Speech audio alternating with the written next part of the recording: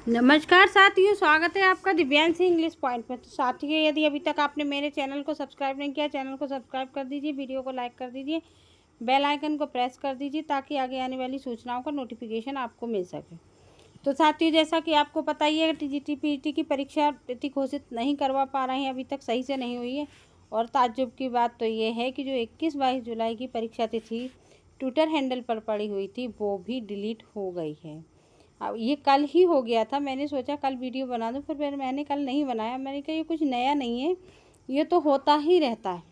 उन्होंने परीक्षा तिथि, लेकिन जिस दिन अभ्यर्थी बेचारे धरना दे रहे थे, वहाँ पर लाठी खा रहे थे, उस दिन क्या ये शिक्षा सेवा चयन बोर्ड नहीं कर सकता था? उस दिन उन्होंने नहीं किया, उस दिन उसको डिलीट नहीं किया और कल जो है वो डिलीट कर दिया अपने ट्विटर हैंडल से। एक बात तो ये समझ लीजिए, चाहे उन्हें प्रतियोगियों के फिर से धरना देने का डर है या फिर उनको इस बात का ये है कि अब परीक्षा नज़दीक आ रही है, ये तो वो हमेशा से ही करते चले आए हैं, तो वो डिलीट कर देते हैं कि भैया ये अपरिहार्य कारणों से परीक्षा तिथि आपकी हटा दी जा रही है। तो ऐसा आयोग करता चला आया है। अब सवाल ये उठता है, जब पुरानी परीक्षा तिथि हट चुकी है तो अब नई परीक्षा तिथि कब मिलेगी? तो देखिए, आज दिल थाम कर बैठिए। आज शिक्षा सेवा चयन बोर्ड में है मीटिंग, शाम को मीटिंग होगी। हो सकता है दिन में भी हो जाए, लेकिन उम्मीद शाम को ही होती है। तो जब मीटिंग होगी तो उस मीटिंग में आपका निर्णय आएगा कि आपकी परीक्षा जो है वो कब तक हो पाएगी। जो फाइनल डिसीजन है वो शाम को मीटिंग के बाद ही आ पाएगा। लेकिन फ़िलहाल अभी क्या आ सकता है ये मैं आपको बता देती हूँ कि जो मीटिंग में जो निर्णय होगा वो वहाँ जहाँ तक है वहाँ तक, क्योंकि आपकी जुलाई में नहीं होगी परीक्षा तो अगस्त में भी नहीं होगी, ये मान कर चलिए। आपकी परीक्षा सितंबर के लास्ट वीक में हो सकती है या अक्टूबर के फर्स्ट वीक में हो सकती है। इन्हीं दोनों महीनों में दोनों परीक्षाएं आपकी निपट जाएंगी। आपको जो तैयारी करनी है सितंबर अक्टूबर मान कर चलिए। लेकिन एक क्षण के लिए अगर आप ये मान भी लें कि उन्होंने सितंबर अक्टूबर नहीं दी, तो ये सोच लीजिए फिर इलेक्शन आ रहा है, प्रधानी का इलेक्शन है, तो फिर ये कराएंगे भी नहीं जल्दी, क्योंकि फिर ये इलेक्शन में बिजी हो जाएंगे, फिर ये लोग वहाँ पर ध्यान नहीं देंगे।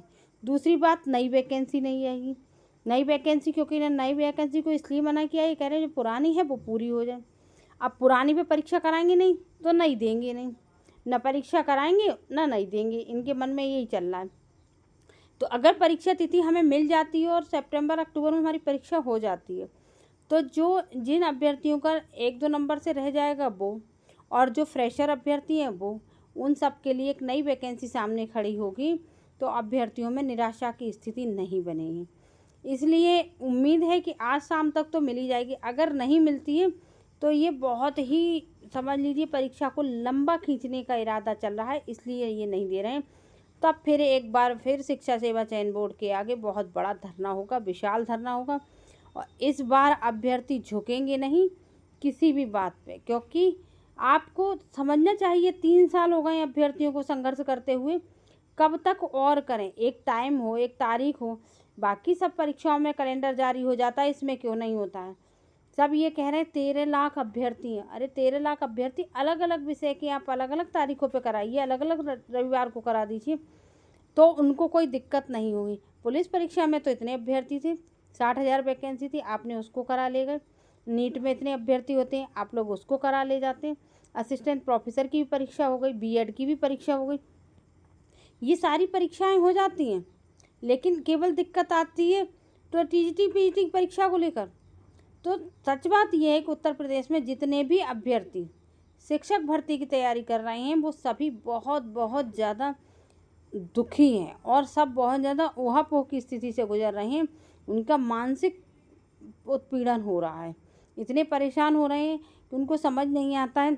कई अभ्यर्थी ऐसे भी हैं जिनकी नौकरी छूट चुकी है। उन्होंने जब बिल्कुल परीक्षा तिथि नज़दीक आ गई थी तो उन्होंने नौकरी छोड़ दी थी कि मैं इसकी तैयारी फोकस करके कर लूँ। अगर मैं दूसरे स्कूल में, प्राइवेट स्कूल में, आदमी ये तो नहीं समझेगा ना, आप तैयारी कर रहे हैं तो आपको ठीक है थोड़ा सा टाइम दे दिया जाए या आपको कम टाइम के लिए बुला लिया जाए, तो पूरे टाइम के लिए जाते हैं। तो उन्होंने नौकरी, मुझे भी एक व्यक्ति ऐसा मिला जिसने अपनी नौकरी छोड़ दी थी कि अब मेरी परीक्षा होने जा रही है तो मैं छोड़ देता हूँ, लेकिन परीक्षा एकदम टल गई। अब उन्होंने वहाँ जाके फिर ट्राई किया तो वहाँ पे कोई दूसरा आ चुका था, तो बेचारा बंदा अब वो वहाँ पे ट्राई भी नहीं कर सकता। तो सोचिए कितनी मानसिक स्थिति खराब हो जाती है एक अभ्यर्थी की, जिसके पास परिवार की जिम्मेदारी है, वो तैयारी नहीं कर सकता।